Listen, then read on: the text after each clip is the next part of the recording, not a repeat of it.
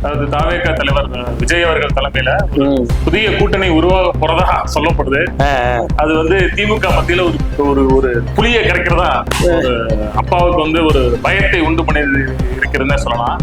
So மதுரையில அவர் சொன்னது போல கூட்டணிக்கு வர்றவங்க வரலாம், அவங்களுக்கு வந்து ஆட்சியிலும் பங்கு அதிகாரத்திலும் பங்குன்னு சொன்ன ஒரு வார்த்தை.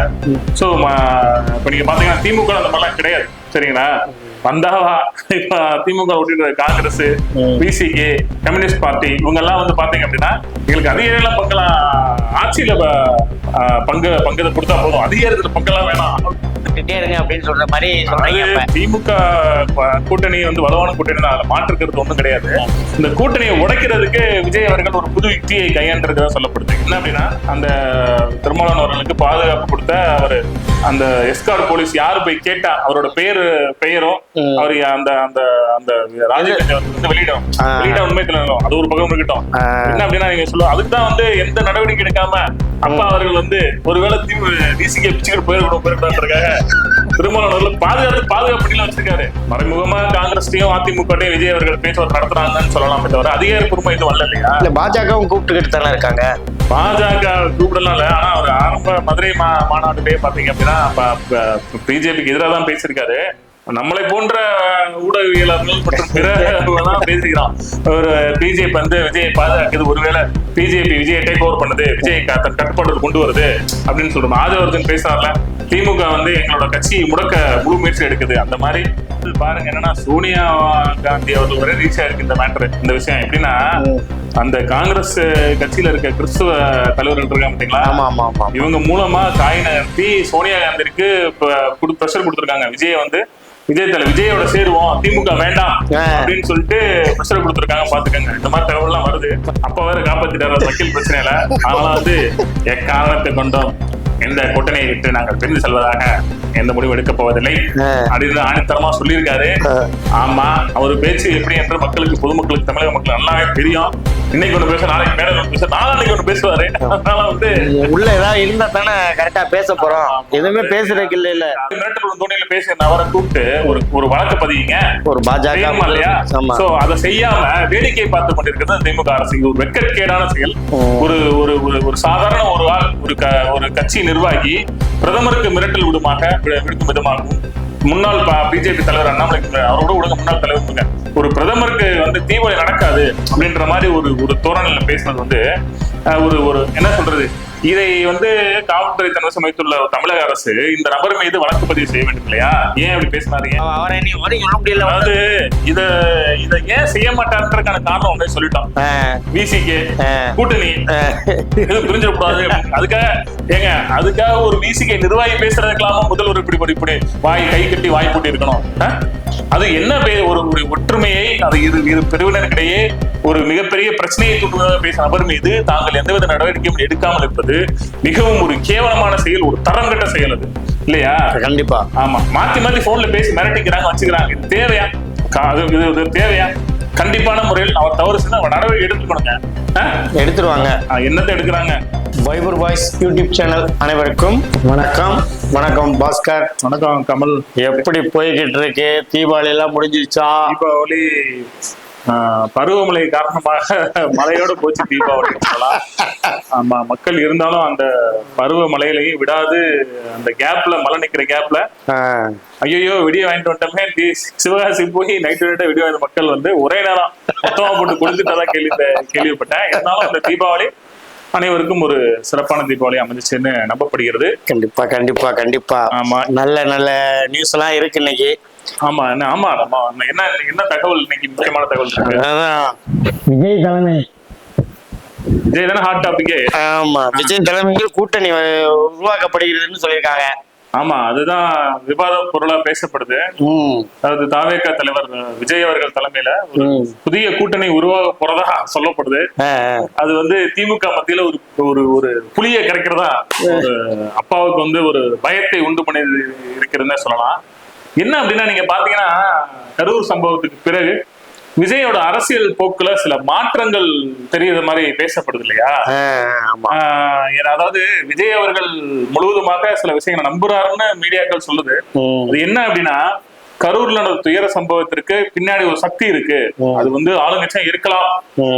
சோ அந்த அந்த அந்த சதியை கண்டுபிடிக்கிறதுக்கு விஜயோட தலைமையில பல கோணங்கள்ல வந்து அவங்க வந்து சட்ட ஆலோசகர்கள் அணுகி கடைசியாக சுப்ரீம் கோர்ட்டுக்கு போயிட்டு அங்க அந்த அவரோட நிர்வாகி ஆதவ் அர்ஜுன் அவர்களோட முன்னிலையில சுப்ரீம் கோர்ட்டுக்கு போயிட்டு ஒரு அபிடவிட் தாக்கல் பண்ணிருக்காங்க.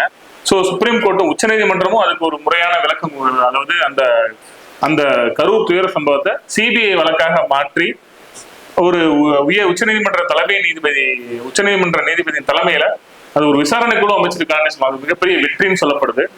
இதுதான். சோ இதுல என்ன அப்பா எதுக்கு பயப்படுறாரு அப்படின்னா, அதாவது விஜய் அவர்கள் மதுரையில விக்கிரவாண்டியில மிக பிரம்மாண்டமான மாநாடு நடத்தி ஒரு மிகப்பெரிய ஒரு கூட்டத்தை காட்டினாரு. சோ மதுரையில அவர் சொன்னது போல கூட்டணிக்கு வர்றவங்க வரலாம், அவங்களுக்கு வந்து ஆட்சியிலும் பங்கு அதிகாரத்திலும் பங்குன்னு சொன்ன ஒரு வார்த்தை. சோ இப்ப நீங்க பாத்தீங்கன்னா திமுக அந்த மாதிரிலாம் கிடையாது, சரிங்களா?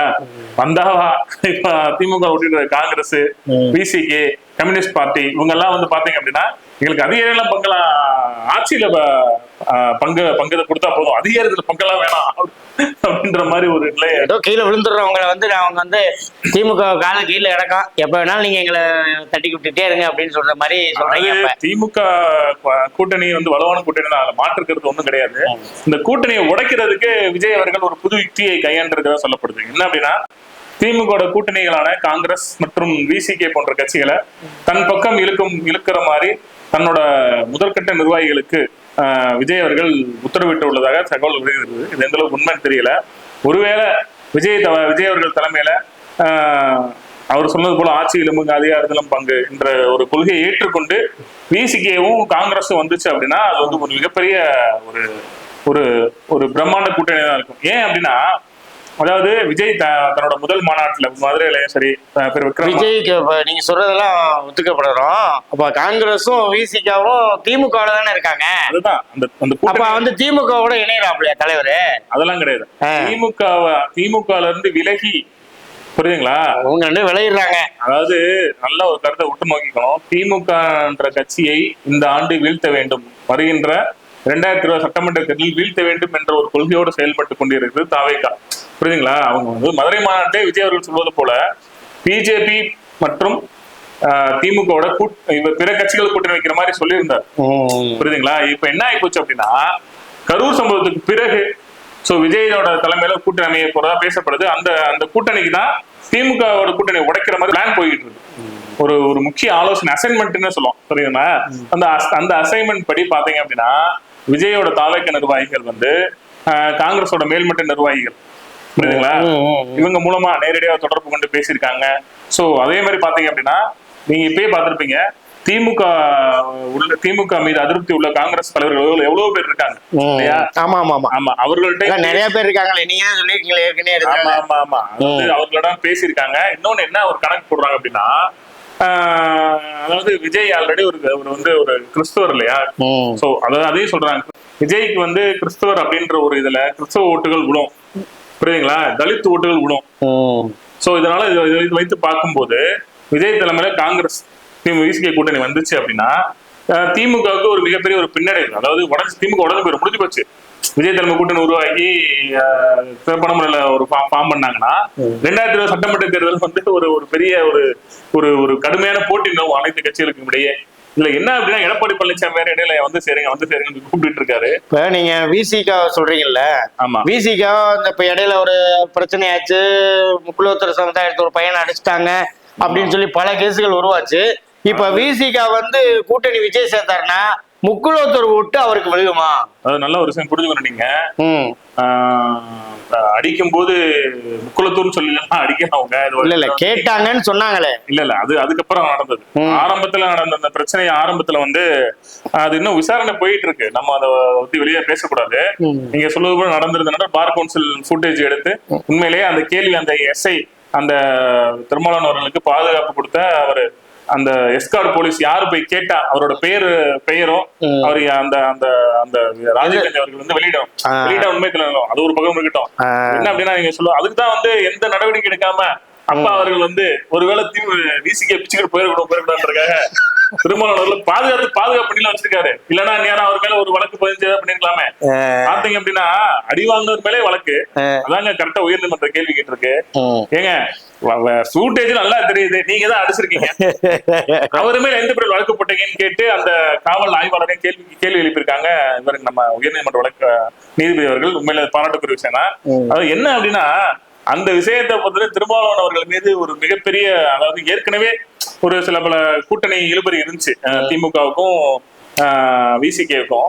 சோ இந்த பிரச்சனையை பெரிதிப்படுத்தி விட்டார்கள். உண்மையிலே அது உண்மையிலே பெரிதிப்படக்கூடிய விஷயம் தான். ஒரு அட்வொகேட் அடிக்கிறாங்கன்னா சோ அந்த விஷயத்துல ஒரு தமிழக அரசு என்ன பண்ணிருக்கணும், வழக்கறிஞரை தாக்கியவர்கள் மீது நடவடிக்கை எடுத்திருக்கணும் இல்லையா? அதன் மாறாக அவர்களை பாதுகாக்கும் விதமாக அப்பா அவர்கள் செயல்பட்டார்கள். சோ அதனால அது என்ன அப்படின்னா, ஐயோ அவன் குழப்பையா இப்படி விட்டு போயிடாத அப்படின்னு ஒரு பயத்துல அப்பா இருக்காருன்னு சொல்லலாம். அவர் அவ்வளவுதான் முடிஞ்சு, நீங்க சொன்ன மாதிரி அவர் முடிஞ்சு, அதை பேசவே நம்ம தேவையில்லை. அதாவது இப்ப விஷயத்துக்கு வருவோம். நீங்க சொல்வது போல அப்படிலாம் ஒன்னும் நிகழாது. ஏன்னா விஜய் அவர்கள் ஒரு பொதுவான தலைவராக பார்க்கப்படுறாங்க இல்லையா? சோ அது அப்படி பாத்தீங்க அப்படின்னா இதுக்கு முன்னாடி பிஜேபியோடையும் திருமாவளவன் கூட்டணி வச்சிருக்காங்க, அம்மார்கள் கூட்டணி வச்சிருக்காங்க. அப்பெல்லாம் அந்த மாதிரி நடந்தது கிடையாது. சோ சில பல விஷயங்கள் காரணமாக அவர் ஜாதி பூசப்படுது. அது ஒரு வகையில அந்த மக்கள் தான் பார்த்து திருந்தணும். விஷயத்துக்கு வருவோம். அதாவது என்ன, விஜய் அவர்கள் அவன் தலைமையில கூட்டணி அமைச்சாங்க அப்படின்னு வச்சுக்கோங்களேன், கண்டிப்பான முறையில ஒரு மிகப்பெரிய ஒரு மாற்றம் நிகழும்னே சொல்ற தேர்தல. ஆனா சில பல அரசியல் உள்ளவங்க சொல்றாங்க விஜய் இந்த தேர்தலில் கூட்டணி வைக்காம தனியா தேர்தல் சந்திச்சாரு அப்படின்னா ஒரு மிகப்பெரிய ஒரு பின்னடைவை சந்திப்பாரு. சோ அதனால அவர் ஏன்னா பாத்தீங்கன்னா விஜய் யாரும் கூட்டணி பேச்சுவார்த்தை நடத்தல. மறைமுகமா காங்கிரஸ்டையும் அதிமுகட்டையும் விஜய் அவர்கள் பேச்சுவார்த்தை நடத்துறாங்கன்னு சொல்லலாமே தவிர அதிகாரப்பூர்வமா இது வரல இல்லையா? இல்ல பாஜகவும் கூப்பிட்டுக்கிட்டு தானே இருக்காங்க. பாஜக கூப்பிடலாம் இல்ல. ஆனா அவர் ஆரம்ப மதுரை மாநாடுலயே பாத்தீங்க அப்படின்னா பிஜேபிக்கு எதிராக தான் பேசியிருக்காரு. என்னன்னா இந்த கரூர் சம்பவத்துல பிஜேபி முழுக்க விஜய் அவர்கள் ஆதரவு தெரிவிக்குது. விஜய் மீது தவறும் இல்லை அப்படின்னு சொல்லிட்டு ஆதரவு தெரிவிக்க வச்சு பார்க்கும்போது நம்மளை போன்ற ஊடகவியலாளர்கள் மற்றும் பிற பேசிக்கிறான். ஒரு பிஜேபி விஜயை பாதுகாக்குது, ஒருவேளை பிஜேபி விஜயை டேக் ஓவர் பண்ணுது, விஜய் தன் கட்டுப்பாடு கொண்டு வருது அப்படின்னு சொல்றோம். ஆதரவர்ஜன் பேசுறாருல, திமுக எங்களோட கட்சி முடக்க முழு முயற்சி எடுக்குது, அந்த மாதிரி பொறுத்து தான் பார்க்கணும். அதே மாதிரி நீங்க சொல்றது உள்ளது, அது உண்மையா கூட இருக்கலாம். விஜயை பாதுகாக்க பிஜேபி முழு மூச்சில் இறங்கி உள்ளதுன்னு சொல்லலாம். சோ இது ஒரு புறம் இருக்கட்டும். ஆனா விஜய் அவர்கள் விக்கிரவாண்டி அப்புறம் நம்ம ஈரோடு இடைத்தேர்தல கலந்துக்கல, சரிங்களா? ஆனா அவரு சொன்னது போல இந்த வருகின்ற 2026 சட்டமன்ற தேர்தல், 2026 தமிழக சட்டமன்ற தேர்தலில் கண்டிப்பான ஒரு போட்டியிடுறதுக்கான வாய்ப்புகள் அதிகமா இருக்கிறது. சோ அதனால அதை பொறுத்து பார்க்கும்போது இந்த கூட்டணி கட்சிகள் கூட்டணி வந்துச்சு அப்படின்னா விஜய்க்கு ஒரு மிகப்பெரிய ஒரு பலம் தான் சொல்லலாம். ஒருவேளை காங்கிரஸும் விசிகே வந்துச்சுன்னா அவர்கள் சொல்வது போல அந்த கணக்கு போல தலித் ஓட்டுகளும் பிற மத ஓட்டுகளும் விஜய்க்கு தாராளமா உள்ளலாம். எல்லாமே இருக்குல்ல. இப்ப இஸ்லாமியர் ஓட்டுமே விஜய்க்கு அதிகமா தான் இருக்குன்னு சொல்றாங்க. அதாவது தேர்தல் நடந்தா தெரியும் என்ன ஆதரவு. ஆமா சொல்றாங்க, எல்லாருமே சொல்லத்தானே செய்வாங்க. இப்ப ஒரு அரசியல் கதை முதல்ல வர்றாங்கன்னா அவங்க எல்லாருமே சொல்லுவாங்க. அதாவது பாருங்க என்னன்னா, சோனியா காந்தி அவர்கள் வரை ரீச் ஆயிருக்கு இந்த மேட்டர். இந்த விஷயம் எப்படின்னா, அந்த காங்கிரஸ் கட்சியில இருக்க கிறிஸ்துவ தலைவர்கள் இருக்காங்க பாத்தீங்களா, இவங்க மூலமா காய் நகர்த்தி சோனியா காந்திக்கு பிரஷர் கொடுத்திருக்காங்க. விஜயோட சேருவோம், திமுக வேண்டாம் அப்படின்னு சொல்லிட்டு பிரஷர் கொடுத்திருக்காங்க. பாத்துக்கங்க, இந்த மாதிரி தகவல் எல்லாம் வருது. அம்மா ஜெயலலிதா அம்மா சொன்ன மாதிரிதான் மைனாரிட்டி திமுக. ஆமா அப்படின்னு மைனாரிட்டி திமுக. அதாவது நீ எந்த ஒரு கூட்டணியுமே கிடையாது. இப்ப கம்யூனிஸ்ட்லயுமே பிளவுகள் இருக்கு, இப்ப காங்கிரஸ்லயுமே இந்த பிளவு இருக்குன்னு சொல்றீங்க. நாளைக்கு இல்ல பிளவுன்றத விட ஒரு குழப்பம் இருக்குன்னு சொல்றீங்க. அதே மாதிரி விசிகாவிலே ஒரு பிளவு, பயங்கரமான ஒரு பிளவு வந்துருச்சு.